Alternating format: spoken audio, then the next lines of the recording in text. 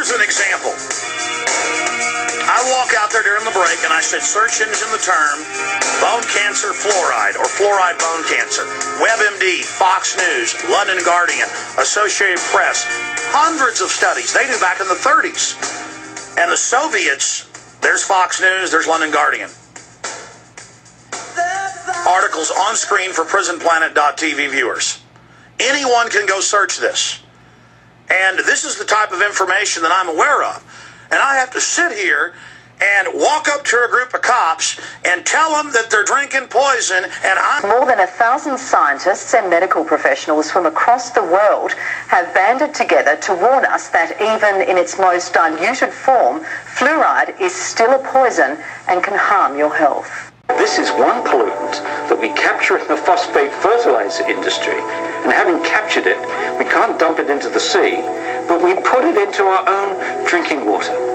It's extraordinary. Dr. Harms has joined the growing movement of public discontent about adding fluoride, a potent poison in its most concentrated form, to our drinking water. The chemical fluoride itself is dangerous, but also I'm concerned about the arsenic levels and the lead levels as a result of these chemicals being dumped in the water supply. Alarm bells have been ringing about the health risks, some from credible scientific sources like Emeritus Professor Paul Connett.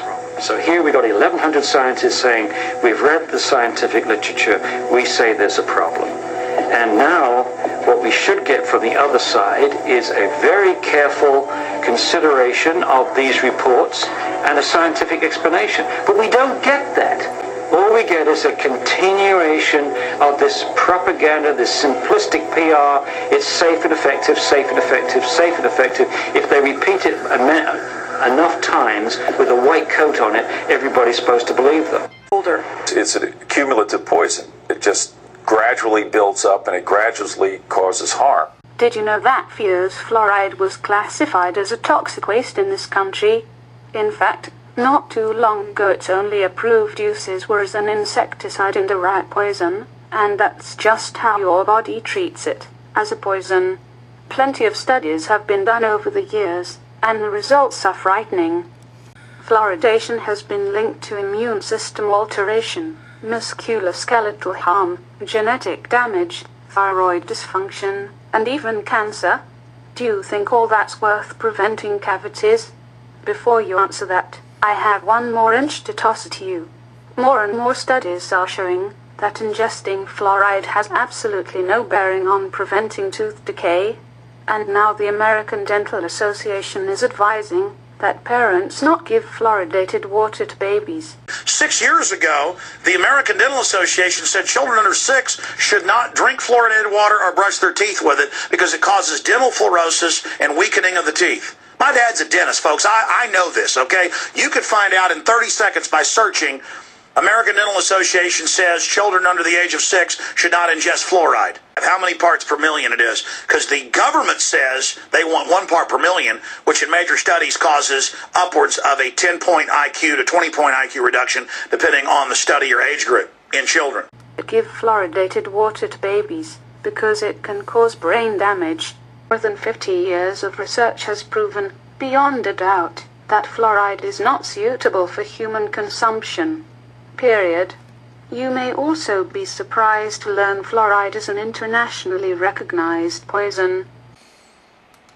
That is a fact, but they market it and these mothers give it to their children. There's your dental fluorosis if you're watching on prisonplanet.tv today. Look at this. You know what's in most brands of rat poison?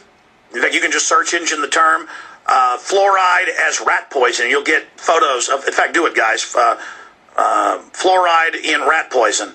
And you'll see, going back to the 20s, 30s, 40s, 50s, right through to today, that it says fluoride and sodium fluoride with a skull and crossbones. If you go to the water treatment plant and get a tour, the bags of it have big, giant skull and crossbones. And it says if you ingest a gram of this, you're going to have organ failure. But, oh, yeah, all over Australia, all over the U.S., they'll have droughts. This is what's really proven it to ranchers and farmers.